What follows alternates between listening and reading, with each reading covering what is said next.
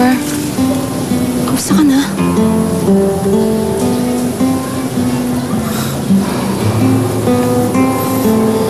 Malamig na doon, Jennifer. Tahimik na sa inyo. Wala nga daw nakitang ebidensya sa bahay niyo eh.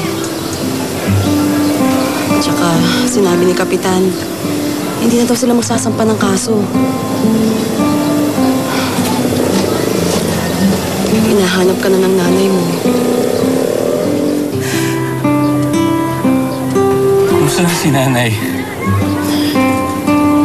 Pinagdarasal ka niya lagi. Gabi-gabi yun.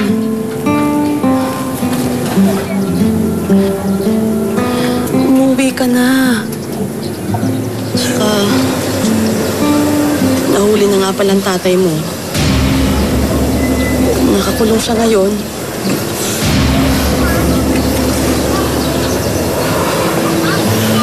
Tama lang sa kanya yun. Jennifer, ikaw magsalita ng ganyan. Tatay mo pa rin yun. Intindihin mo na lang siya.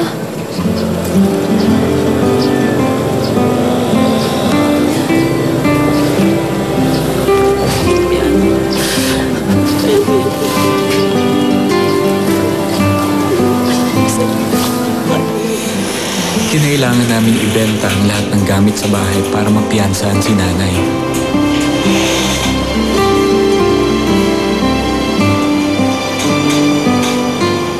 Kapag walang-wala ka na, may mga bagay na unti-unting kakatok sa puso mo.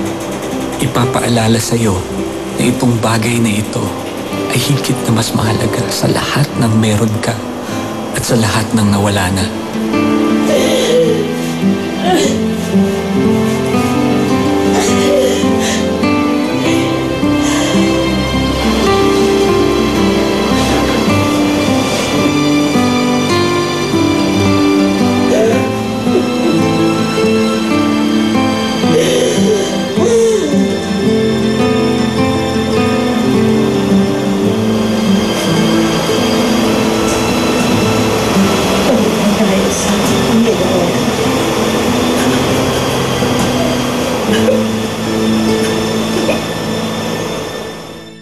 Unti-unti kong pinupulot ang mga pira-piraso ng nawasak sa aking buhay. Pero ang pagbuo ay hindi sa sarili kong kakayahan. Ang Diyos lang ang may kayang maghilom sa mga sugat sa aking puso. Sinubukan kong balikan mga taong dati nang tumanggap sa akin. Wala akong ibang dala, kundi ang aking sarili. Uy, Jonabel! Jonabel! Kumusta na po kayo? Ay, tagal ka na namin hinihintay bumalik. Miss na namin ang boses mo. Nahihiya po ako eh. Bakit? Napakarami ko na pong nagawang kasalanan eh. Hindi na mahalaga ang mga ginawa mo ng araw. Ang mahalaga yan ngayon na nandito ka. Namiss ko kayo. Kahit anong ipagawa sa akin ay tinanggap ko. Para sa akin lahat yun ay tanda ng pagmamahal ng Diyos sa akin. Ang bawat dumarating ay buong puso kong pinagpapasalamatan. Nag-umpisa muli ako sa ilalim at ang sarap ng pakiramdam ng unti-unti at dahan-dahan kang inaangat muli. Excuse me? Yes po? Parang kilala kita. Di ba ikaw si Jonathan Luklupan? Opo, ako nga po. Naku, alam mo ba, yung tatay ko, dahil sa kanta mo, yung napakaganda mong kanta, tumino. Hindi nga po. Oo, totoo. Kaya ako hindi ko makakalimutan yun. Kaya hindi rin kita makakalimutan. Anong ginagawa mo rito? Dito na po ako nagtatrabaho. Ganon? Hindi mo ba namimiss ang pag-awit? O at least ang, you know. Namimiss din ho, pero masaya naman po ako sa ginagawa ko dito. Ay nako, pero mas masaya kang kakanta, di ba? Oh, yes, ma'am. Okay, eto. Nangangailangan ako ng music teacher. Gusto mo mag-apply? Ay, naku, ma'am, hindi po ako nakapagtapos eh. Hindi naman kailangan magtapos ng pag-aaral para magkapagturo ng music. Tsaka pwede kitang pag-aralin, di problema yun. Naku, ma'am, kung mabibigyan po ako ng pagkakataon, bakit hindi? O sige, ganito.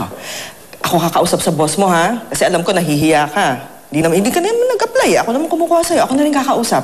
Kayo na po ang kakausap? Oo, ako naman kumukuha sa'yo eh. Tapos, ipapatawag kita sa opisina pagkatapos namin mag-usap, ha? Naku ma'am, maraming salamat Oo, po. I am very confident na papayagan ka niya.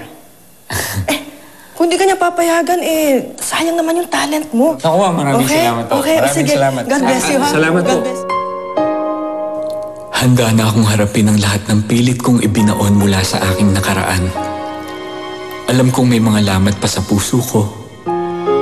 Hawakan mo, Panginoon, ang damdamin kong gusto ng magpatawad. Magpatawad sa nagnakaw sa aking kamusmusan. Higit sa lahat, patawarin ang aking sarili. Ano, saan tayo pupunta ulit, ha? Ha?